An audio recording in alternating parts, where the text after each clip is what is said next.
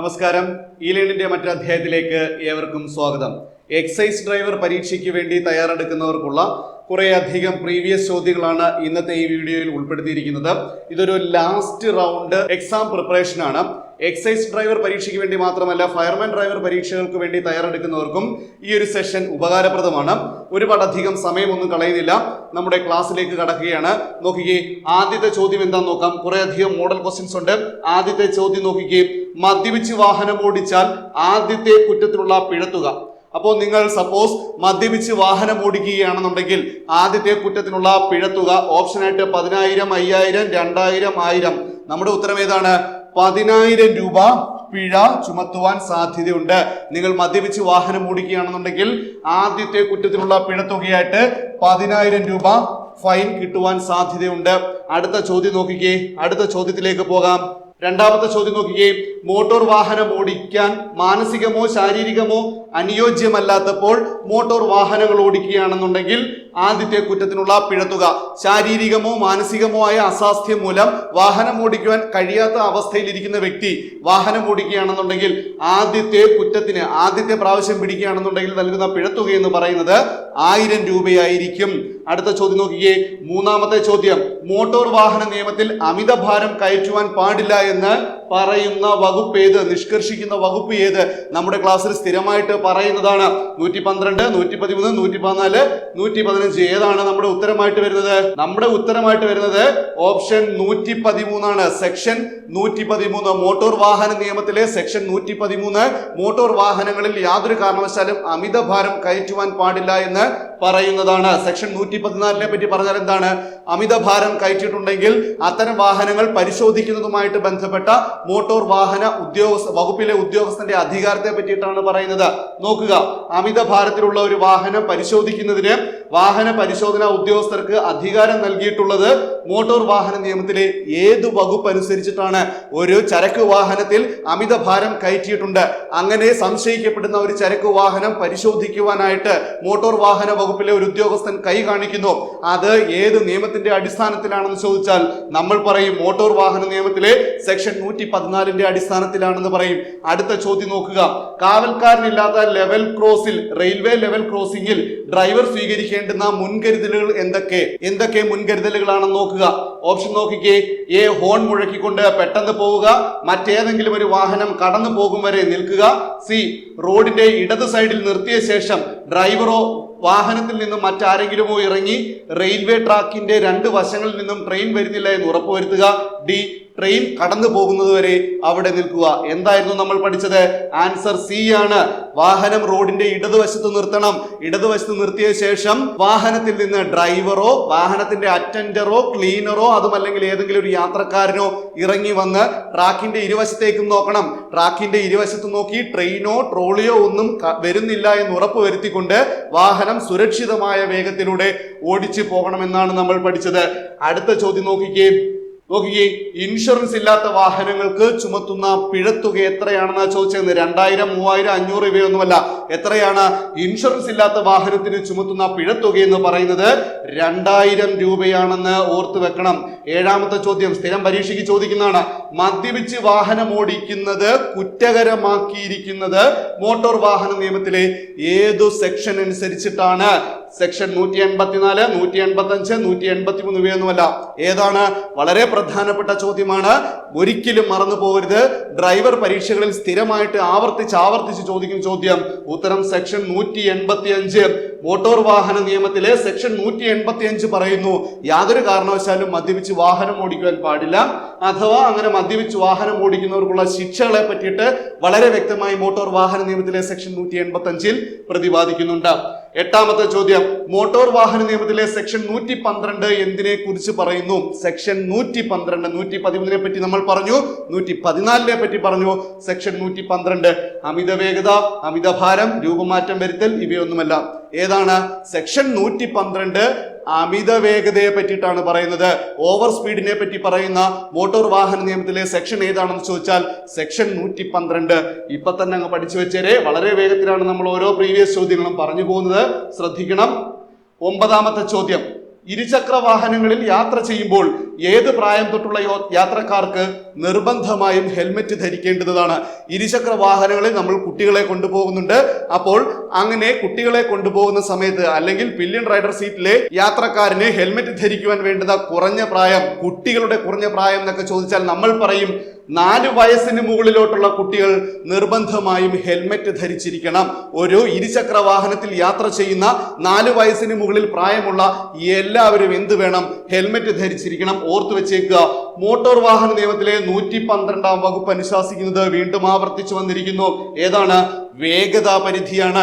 Motor വാഹന നിയമത്തിലെ വകുപ്പ് 112 വാഹനങ്ങളുടെ വേഗതയുടെ പരിധിയെ പറ്റി പറയുന്നു. ഒരു പബ്ലിക് റോഡിലെ വാഹനത്തിന്റെ കൂടിയ വേഗത, കുറഞ്ഞ വേഗതാ പരിധികളെ പറ്റി പറയുന്ന നിയമമാണ് മോട്ടോർ വാഹന നിയമത്തിലെ സെക്ഷൻ 112. ഓർത്തു വെച്ചേക്കണം, ഒരു കാരണവശാലും മറന്നു പോകരുത്. 11ാമത്തെ ചോദ്യം നോക്കിയേ. വാഹനത്തിൽ അമിതഭാരം കയറ്റി പിടിക്കപ്പെട്ടാൽ ലഭിക്കുന്ന ശിക്ഷ എന്താണ്? പിഴ മാത്രം ഒടുക്കാം. വാഹനം ഡ്രൈവറുടെ ലൈസൻസ് സസ്പെൻഡ് ചെയ്ത് തീർപ്പാക്കാവുന്ന കുറ്റമാണ്. പിഴ ഒടുക്കുകയും ലൈസൻസിന് അയോഗ്യത കൽപ്പിക്കുകയും ചെയ്യാം. മീഡിയം ഗുഡ്സ് വാഹനങ്ങളിൽ അമിതഭാരം കയറ്റുന്നത് കുറ്റകരമല്ല. ഏതാണ്? പിഴയൊടുക്കണം. അതുപോലെ തന്നെ ലൈസൻസിന് അയോഗ്യത കൽപ്പിക്കുകയും ചെയ്യുന്ന കുറ്റമാണ്. തെറ്റിക്കാൻ വേണ്ടി പലതരത്തിലുള്ള ഓപ്ഷൻസ് തന്നേക്കും, മനസ്സങ്ങോട്ട് പോകരുത്. 12ാമത്തെ ചോദ്യം. ഇൻഷുറൻസ് ഇല്ലാത്ത വാഹനങ്ങൾക്ക് ചുമത്തുന്ന പിഴ ഏതാണ്? നമ്മൾ പറഞ്ഞു 2000 രൂപയാണ് ഇൻഷുറൻസ് ഇല്ലാത്ത വാഹനങ്ങൾക്ക് ചുമത്തുന്ന പിഴ എന്ന് പറയുന്നത്. അടുത്ത ചോദ്യം നോക്കിയേ. മദ്യപിച്ച് വാഹനം ഓടിക്കുന്നത് കുറ്റകരമാക്കിയിരിക്കുന്ന മോട്ടോർ വാഹന നിയമത്തിലെ സെക്ഷൻ 185. മദ്യപിച്ച് വാഹനം ഓടിക്കുന്നത് കുറ്റകരമാണ് എന്ന് പറയുന്ന മോട്ടോർ വാഹന നിയമത്തിലെ സെക്ഷൻ എന്ന് പറയുന്നതാണ് സെക്ഷൻ 185. അടുത്ത ചോദ്യം നോക്കുക. ഒരു പോലീസ് ഉദ്യോഗസ്ഥനോ അല്ലെങ്കിൽ സംസ്ഥാന സർക്കാർ ചുമതലപ്പെടുത്തിയിരിക്കുന്ന ഏതെങ്കിലും ഉദ്യോഗസ്ഥനോ വാഹനം പിടിച്ചെടുക്കുകയും തടങ്കലിൽ വയ്ക്കുകയും ചെയ്യാവുന്ന കുറ്റം. അപ്പോൾ ഒരു പോലീസ് ഉദ്യോഗസ്ഥൻ അല്ലെങ്കിൽ മോട്ടോർ വാഹന വകുപ്പിലെ അധികാരപ്പെട്ട ഉദ്യോഗസ്ഥൻ വാഹനം പിടിച്ചെടുത്ത് തടങ്കലിൽ വയ്ക്കാവുന്ന കുറ്റം ഏതാണെന്നാണ് ചോദിച്ചിരുന്നത്. ലൈസൻസ് ഇല്ലാതെയോ പ്രായപൂർത്തിയാകാതെയോ വാഹനം ഓടിച്ചാൽ, വാഹനം രജിസ്റ്റർ ചെയ്യാതെ ഉപയോഗിച്ചാൽ, പെർമിറ്റ് ഇല്ലാതെ വാഹനം ഉപയോഗിച്ചാൽ, മുകളിൽ പറഞ്ഞ എല്ലാ കുറ്റങ്ങളും. ഓപ്ഷൻ ഏതാണ്? അല്ലെങ്കിൽ നമ്മുടെ ശരിയായിട്ടുള്ള ഉത്തരം ഓപ്ഷൻ ഡി ആണ്. ഈ പറയുന്ന കുറ്റകൃത്യങ്ങൾ ലൈസൻസ് ഇല്ലാതെ വാഹനം ഓടിച്ചു കഴിഞ്ഞാൽ, പ്രായപൂർത്തിയാകാതെ വാഹനം ഓടിച്ചു കഴിഞ്ഞാൽ, പെർമിറ്റ് ഇല്ലാതെ വാഹനം ഓടിച്ചു കഴിഞ്ഞാൽ, അതുപോലെ തന്നെ രജിസ്റ്റർ ചെയ്യാത്ത ഒരു വാഹനമാണ് റോഡിലൂടെ സർവീസ് നടത്തുന്നത് എങ്കിൽ വാഹനം പിടിച്ചെടുക്കുവാൻ ഉത്തരവാദിത്തപ്പെട്ട അധികാരികൾക്ക് അധികാരമുണ്ടായിരിക്കുമെന്നുള്ളത് ഓർത്തു വെച്ചോളണം. അടുത്ത ചോദ്യം നോക്കുക. 18ാമത്തെ ചോദ്യം. മദ്യപിച്ച് വാഹനം ഓടിക്കുന്നത് ഫൈൻ മാത്രം കിട്ടുന്നു, തടവ് ശിക്ഷ മാത്രം കിട്ടുന്നു, ഫൈനും തടവ് ശിക്ഷയും ലഭിക്കുന്നു. ഫൈനും തടവ് ശിക്ഷയും ലൈസൻസിന് അയോഗ്യത വേണമെങ്കിലും കൽപ്പിക്കാം. ഏതാണ് നമ്മുടെ ഉത്തരം? നമ്മുടെ ക്ലാസ്സുകളിൽ പറഞ്ഞിട്ടുണ്ട്. മദ്യപിച്ച് വാഹനം ഓടിക്കുകയാണെങ്കിൽ ഫൈൻ ലഭിക്കാം, തടവ് ശിക്ഷ ലഭിക്കാം, അതുപോലെ തന്നെ ലൈസൻസിന് അയോഗ്യതയിൽ ലഭിക്കാവുന്ന കുറ്റമാണെന്ന് നമ്മൾ പറഞ്ഞിട്ടുണ്ട്. 19ാമത്തെ ചോദ്യം നോക്കിക്കേ. തന്റെ വാഹനം അപകടത്തിൽപ്പെട്ട് ഒരാൾക്ക് പരിക്ക് പറ്റിയാൽ ഡ്രൈവർ എത്രയും വേഗം ഡാഷ് സമയത്തിനുള്ളിൽ അടുത്ത പോലീസ് സ്റ്റേഷനിൽ റിപ്പോർട്ട് ചെയ്യണം. നമ്മൾ പറഞ്ഞു, ഒരു ഡ്രൈവറിന്റെ ഉത്തരവാദിത്തത്തെ പറ്റി പറഞ്ഞു. ഒരു പ്രത്യേക അവസരത്തിൽ ഡ്രൈവറിന് ഉണ്ടായിരിക്കേണ്ടുന്ന ഉത്തരവാദിത്തത്തെ പറ്റി നമ്മൾ പറഞ്ഞിരുന്നു. അതിൽ വരുന്നതാണിത്. എന്ത്? 24 മണിക്കൂറിനുള്ളിൽ ഡ്രൈവർ നിർബന്ധമായിട്ടും തന്റെ വാഹനം അപകടത്തിൽപ്പെട്ട് മറ്റൊരാൾക്ക് പരിക്കോ വസ്തുവകൾക്ക് നാശനഷ്ടമോ സംഭവിച്ചു കഴിഞ്ഞാൽ തൊട്ടടുത്തുള്ള പോലീസ് സ്റ്റേഷനിൽ 24 മണിക്കൂറിനുള്ളിൽ റിപ്പോർട്ട് ചെയ്യണമെന്ന് നമ്മൾ പഠിച്ചിട്ടുണ്ടായിരുന്നു. അടുത്ത ചോദ്യം നോക്കിക്കേ. 20ാമത്തെ ചോദ്യം. ബ്രത്ത് അനലൈസർ മുഖേനയുള്ള പരിശോധനയിൽ രക്തത്തിൽ ഡാഷിൽ കൂടുതൽ ആൽക്കഹോൾ ഉണ്ടെന്ന് കണ്ടെത്തിയാൽ വാഹനത്തിന്റെ ഡ്രൈവർ മദ്യപിച്ചിട്ടുണ്ട് എന്ന് അനുമാനിക്കപ്പെടുന്നു. അപ്പോ രക്തത്തില് അനുവദിക്കപ്പെടാവുന്ന ആൽക്കഹോളിന്റെ അളവ് എത്രയാണെന്നാണ് ചോദിച്ചിരിക്കുന്നത്. എത്രയാണ്? 30 മില്ലിഗ്രാം പെർ 100 ml. 100 മില്ലി രക്തത്തിൽ 30 മില്ലിഗ്രാം ആൽക്കഹോൾ അടങ്ങിയിട്ടുണ്ടെങ്കിൽ ആ ഡ്രൈവർ മദ്യപിച്ചിട്ടുണ്ട് എന്ന് നമുക്ക് മനസ്സിലാക്കാം. 30-ൽ താഴെ മാത്രമേ രക്തത്തിൽ ആൽക്കഹോളിന്റെ അളവ് ഉണ്ടാകാവൂ. 21ാമത്തെ ചോദ്യം നോക്കിക്കേ. അപകട സാധ്യത നിറഞ്ഞ ചരക്ക് കയറ്റുന്ന ട്രാൻസ്പോർട്ട് വാഹനങ്ങൾ അഥവാ ഹസാഡസ് ഗുഡ്സ് കൈമാറ്റം ചെയ്യപ്പെടുന്ന വാഹനങ്ങൾ ഓടിക്കുന്നതിനുള്ള ലൈസൻസ് പുതുക്കി നൽകുന്ന കാലാവധി എന്താണ് നമ്മളോട് ചോദിച്ചിരിക്കുന്നത്? ഹസാഡസ് ഗുഡ്സ് ഓടിക്കുന്ന വാഹനങ്ങളുടെ ലൈസൻസിന്റെ കാലാവധി എത്രയാണെന്നാണ് ചോദിച്ചിരിക്കുന്നത്. പുതുക്കി നൽകുന്നൊക്കെ നമ്മളെ കൺഫ്യൂസ് ചെയ്യാൻ വേണ്ടി മാത്രം ഉൾപ്പെടുത്തിയിരിക്കുന്നതാണ്. അതിന്റെ കാലാവധി എത്രയാണ്? ഉത്തരം 3 വർഷമാണ്. ഉത്തരം എന്താണ്? 3 വർഷം. അപ്പോ ഹസാഡസ് കാറ്റഗറിയിലുള്ള വാഹനങ്ങൾ ഓടിക്കുന്ന ഡ്രൈവർമാരുടെ ലൈസൻസിന്റെ കാലാവധി എന്ന് പറയുന്നത് 3 വർഷത്തേക്കായിരിക്കും എന്നുള്ളത് ഓർത്ത് വെച്ചോണം. അടുത്തത് 22ാമത്തെ ചോദ്യം. ഡ്രൈവിംഗ് ലൈസൻസിന് അയോഗ്യത കൽപ്പിക്കാവുന്ന കുറ്റമായിട്ട് 4 ഓപ്ഷൻ പറഞ്ഞിട്ടുണ്ട്. ഇതിൽ ഏതാണ് ഡ്രൈവിംഗ് ലൈസൻസിന് അയോഗ്യത കൽപ്പിക്കാവുന്നത്? പബ്ലിക് സർവീസ് വാഹനം ഓടിക്കുമ്പോൾ പുകവലിക്കുക, വാഹനം മോഷ്ടിക്കുക, ഗുഡ്സ് വാഹനങ്ങളിൽ അമിതഭാരം കയറ്റുക. നോക്കിക്കേ, ഇത് മൂന്നും എന്ത് തന്നെയാണ്? ലൈസൻസിന് അയോഗ്യത കൽപ്പിക്കപ്പെടാവുന്ന കുറ്റമാണ്. അങ്ങനെയാണെങ്കിൽ നമ്മുടെ ഉത്തരം ഓപ്ഷൻ ഡി ആയിരിക്കും. മുകളിൽ കൊടുത്തിരിക്കുന്നവയെല്ലാം വരുന്നുണ്ട്. അടുത്തത് ജൂനിയർ ലൈസൻസിങ് അതോറിറ്റിയുടെ അധികാരത്തെ പറ്റിയിട്ടാണ്. നമ്മുടെ ക്ലാസ്സിൽ വളരെ വ്യക്തമായിട്ട് നമ്മൾ പഠിച്ചിട്ടുണ്ട്, പറഞ്ഞിട്ടുണ്ട്. ജൂനിയർ ലൈസൻസിങ് അതോറിറ്റിയുടെ അധികാരം എന്താണ്? പുതിയ ലേണേഴ്സ് ലൈസൻസ് നൽകുക എന്നുള്ളതാണ് ജൂനിയർ ലൈസൻസിങ് അതോറിറ്റിയുടെ അധികാരം എന്ന് പറയുന്നത്. RTO ഉണ്ട്, RTOയോട് ചേർന്ന് ജോയിന്റ് RTO ഉണ്ട്. അവർക്ക് കീഴിൽ ആരൊക്കെ വരുന്നുണ്ട്? അസിസ്റ്റന്റ് മോട്ടോർ വെഹിക്കിൾ ഇൻസ്പെക്ടർമാരും മോട്ടോർ വെഹിക്കിൾ ഇൻസ്പെക്ടർമാരും വരുന്നുണ്ട്. അതിൽ ജൂനിയർ ലൈസൻസിങ് അതോറിറ്റി ആയിട്ട് പ്രവർത്തിക്കുന്നത് ആരായിരിക്കും? അസിസ്റ്റന്റ് മോട്ടോർ വെഹിക്കിൾ ഇൻസ്പെക്ടർമാരായിരിക്കും. അടുത്ത ചോദ്യം നോക്കിക്കേ, 24ാമത്തെ ചോദ്യം. താഴെ കൊടുത്തിരിക്കുന്നവയിൽ പെർമിറ്റ് ആവശ്യമുള്ള വാഹനം ഏത് എന്നുള്ളതാണ്. ആംബുലൻസ് ഉണ്ട്, 3000 കിലോഗ്രാമിന് മുകളിൽ ഗ്രോസ് വെഹിക്കിൾ വെയിറ്റ് ഇല്ലാത്ത ഗുഡ്സ് വാഹനങ്ങൾ, കേടുപാടുകൾ പരിഹരിക്കുന്നതിനായി കാലിയായി പോകുന്ന ട്രാൻസ്പോർട്ട് വാഹനങ്ങൾ, പ്രൈവറ്റ് സർവീസ് വാഹനങ്ങൾ. നമ്മുടെ ഉത്തരം ഏതാണ്? പ്രൈവറ്റ് സർവീസ് വാഹനങ്ങളാണ്. ബാക്കിയുള്ളതെല്ലാം നമ്മുടെ കോമൺ സെൻസ് ഉപയോഗിച്ച് മനസ്സിലാക്കാനുള്ളതേ ഉള്ളൂ. ഈ റിക്ഷയുടെ സർട്ടിഫിക്കറ്റ് ഓഫ് ഫിറ്റ്നസിന്റെ കാലാവധി വളരെ നല്ല ചോദ്യമാണ്. പരീക്ഷയ്ക്ക് ചോദിക്കുവാൻ വളരെ സാധ്യതയുള്ള ഒരു ചോദ്യമാണ്. ഈ റിക്ഷയുടെ സർട്ടിഫിക്കറ്റ് ഓഫ് ഫിറ്റ്നസിന്റെ കാലാവധി എത്രയാണ്? 3 വർഷമാണ്. ഈ റിക്ഷയുടെ സർട്ടിഫിക്കറ്റ് ഓഫ് ഫിറ്റ്നസിന്റെ കാലാവധി, ഫിറ്റ്നസ് സർട്ടിഫിക്കറ്റിന്റെ കാലാവധി 3 വർഷമായിരിക്കും. 26ാമത്തെ ചോദ്യം. ഗുഡ്സ് വാഹനങ്ങൾക്ക് അസാധാരണമായ സാഹചര്യങ്ങളിൽ ടെമ്പററി പെർമിറ്റ് നൽകാവുന്ന പരമാവധി കാലാവധി, പരമാവധി സമയം, ടെമ്പററി പെർമിറ്റ് നൽകുവാൻ കഴിയുന്ന പരമാവധി സമയം എന്ന് പറയുന്നത് ചില സാഹചര്യങ്ങളിൽ 1 വർഷം വരെ ആയിരിക്കും. സാധാരണഗതിയിൽ ടെമ്പററി പെർമിറ്റിന്റെ കാലാവധി എന്ന് പറയുന്നത് 4 മാസം വരെ ആയിരിക്കും. പക്ഷേ ചില അസാധാരണ സാഹചര്യങ്ങളിൽ ടെമ്പററി പെർമിറ്റ് 1 വർഷം വരെ നീട്ടാറുണ്ട്. നോക്കിക്കേ, ഗുഡ്സ് വാഹനങ്ങൾക്ക് അസാധാരണമായ സാഹചര്യങ്ങളിൽ ടെമ്പററി പെർമിറ്റ് നൽകാവുന്ന കാലാവധി അസാധാരണ സാഹചര്യങ്ങളിൽ 1 വർഷം വരെ നീട്ടിക്കൊടുക്കാവുന്നതാണ്. എപ്പോഴാണ് ടെമ്പററി പെർമിറ്റ് നൽകേണ്ടതെന്നൊക്കെ നമ്മൾ പഠിച്ചിട്ടുണ്ട്. ചില പ്രധാനപ്പെട്ട വിശേഷങ്ങൾ, ഉത്സവങ്ങൾ, മേളകൾ, ഫെസ്റ്റിവലുകൾ തുടങ്ങിയ സമയങ്ങളിൽ വാഹനങ്ങൾക്ക് സർവീസ് നടത്തുവാനായിട്ട് ടെമ്പററി പെർമിറ്റുകൾ നൽകാറുണ്ട്. 27ാമത്തെ ചോദ്യം നോക്കിക്കേ. കേരളത്തിലെ റോഡുകളിൽ മോട്ടോർ സൈക്കിളുകൾ ഓടിക്കുവാൻ അനുവദിച്ചിട്ടുള്ള പരമാവധി വേഗത ശ്രദ്ധിച്ചോണം. വളരെയധികം തെറ്റിക്കാൻ സാധ്യതയുള്ള ഒരു മേഖലയാണിത്. 60 km/h ആണ് കേരളത്തിലെ റോഡുകളിൽ. അതിന് ഏത് റോഡുകളായാലും കേരളത്തിലെ റോഡുകളിൽ മോട്ടോർ സൈക്കിളുകളുടെ പരമാവധി വേഗത എന്ന് പറയുന്നത് 60 km/h ആയിരിക്കും. ഏറ്റവും പുതുക്കിയ വേഗതാ മാനദണ്ഡങ്ങൾ അനുസരിച്ച് കേരളത്തിലെ റോഡുകളിൽ മോട്ടോർ സൈക്കിളുകളുടെ പരമാവധി വേഗത 60 km/h ആണ്. 28ാമത്തെ ചോദ്യം നോക്കിക്കേ. ദേശീയ പാതയിൽ മീഡിയൻ ഡിവൈഡറോട് കൂടിയ റോഡിൽ ചരക്ക് വാഹനങ്ങളുടെ വേഗതാ പരിധി, ചരക്ക് വാഹനങ്ങളുടെ ഗുഡ്സ് ക്യാരേജിന്റെ വേഗതാ പരിധി എത്രയാണെന്നാണ് ചോദിച്ചേക്കുന്നത്. നമുക്കറിയാം ഗുഡ്സ് ക്യാരേജിന്റെ പരമാവധി വേഗം എന്ന് പറയുന്നത് 80 km/h ആയിരിക്കും. സ്പീഡ് ഗവർണർ പഠിച്ചപ്പോൾ നമ്മൾ വളരെ വ്യക്തമായിട്ട് ഡിസ്കസ് ചെയ്തതാണ്. ഉത്തരം 80 km/h. അടുത്ത ചോദ്യം നോക്കാമല്ലോ. ദേ നോക്കിക്കൂ, 29ാമത്തെ ചോദ്യം. സംസ്ഥാന പാതയിൽ educational institution bus, educational institution bus അല്ലെങ്കിൽ EIB ഓർത്തു വെച്ചോണം. EIB അഥവാ എഡ്യൂക്കേഷണൽ ഇൻസ്റ്റിറ്റ്യൂഷൻ ബസ്സുകളുടെ പരമാവധി വേഗത എത്രയാണ്?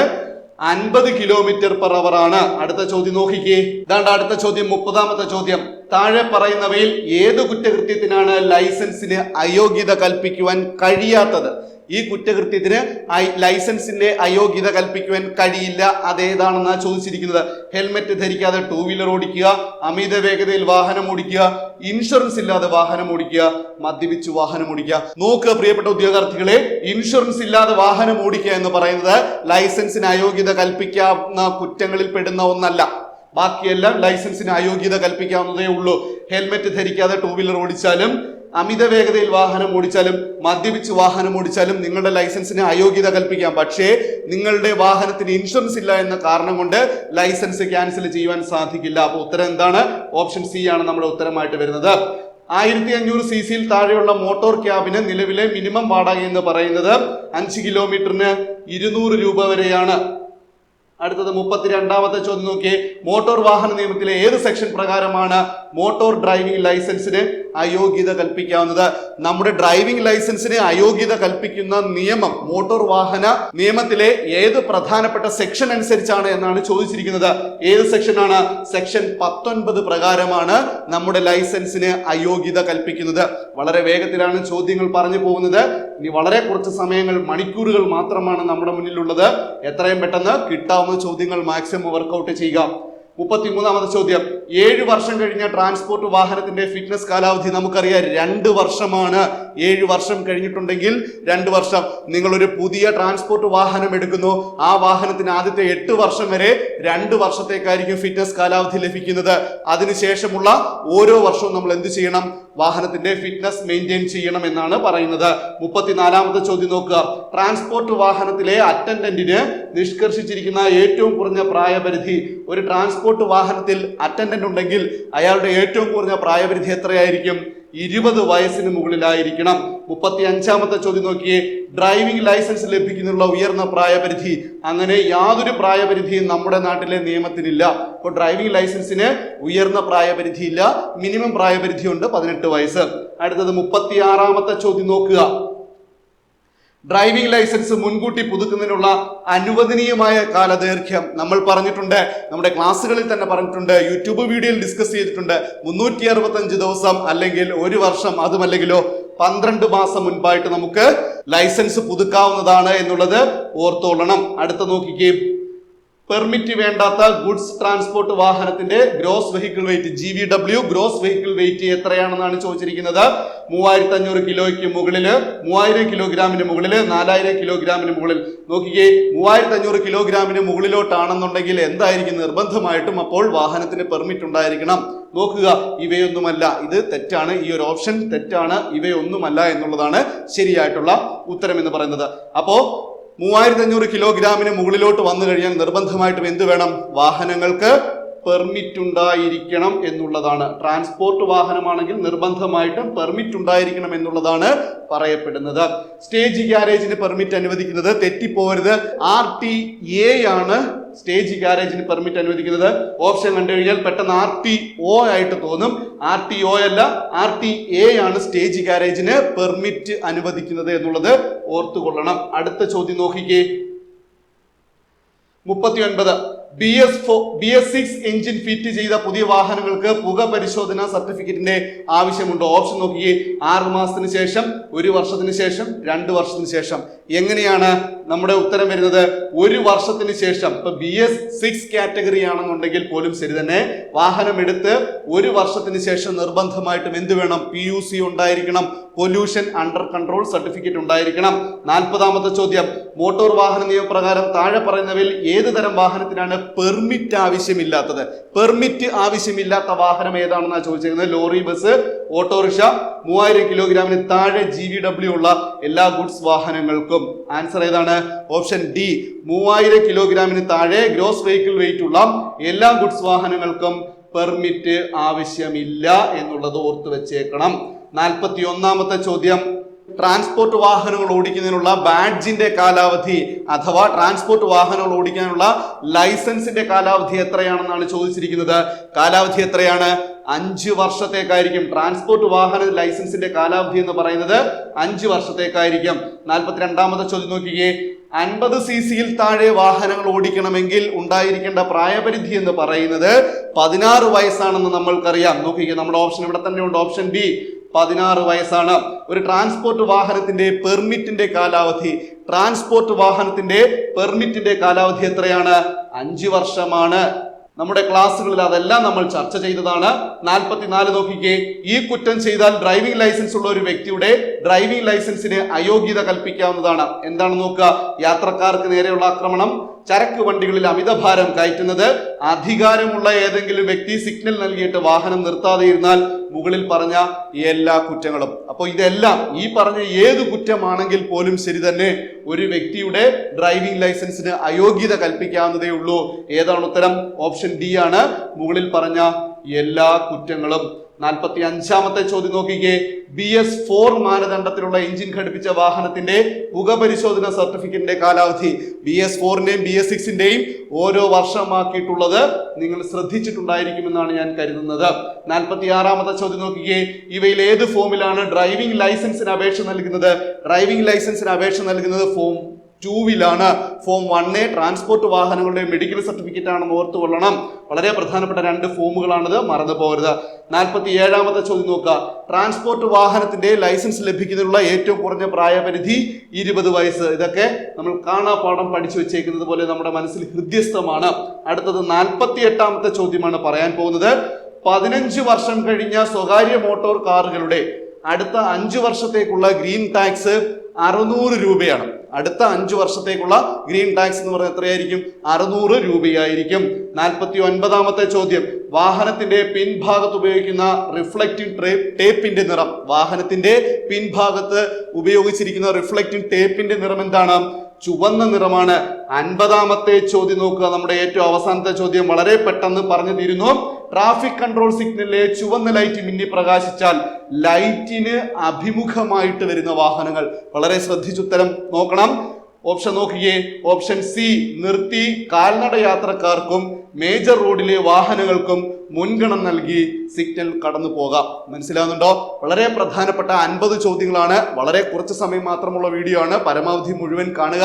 ഫയർമാൻ ഡ്രൈവർ പരീക്ഷയ്ക്ക് തയ്യാറെടുക്കുന്നവർക്ക് വേണ്ടിയിട്ടുള്ള ക്ലാസ്സുകൾ നമ്മുടെ ആപ്ലിക്കേഷൻ സജ്ജമാണ്. ലൈവ് ക്ലാസ്സുകൾ, റെക്കോർഡഡ് ക്ലാസ്സുകൾ, personal mentorship, PDF notes, model question discussion, previous question discussion, ഇതെല്ലാം അടങ്ങുന്ന ഒരു പാക്കേജ് ആയിട്ടാണ് നിങ്ങൾക്ക് ക്ലാസ് ലഭിക്കുന്നത്. ക്ലാസ്സുകൾ കാണുന്നതിനായിട്ടും കോഴ്സിൽ ജോയിൻ ചെയ്യുവാനുമായിട്ട് സ്ക്രീനിൽ കാണുന്ന നമ്പറിൽ കോൺടാക്ട് ചെയ്യുക. എല്ലാവർക്കും വിജയാശംസകൾ.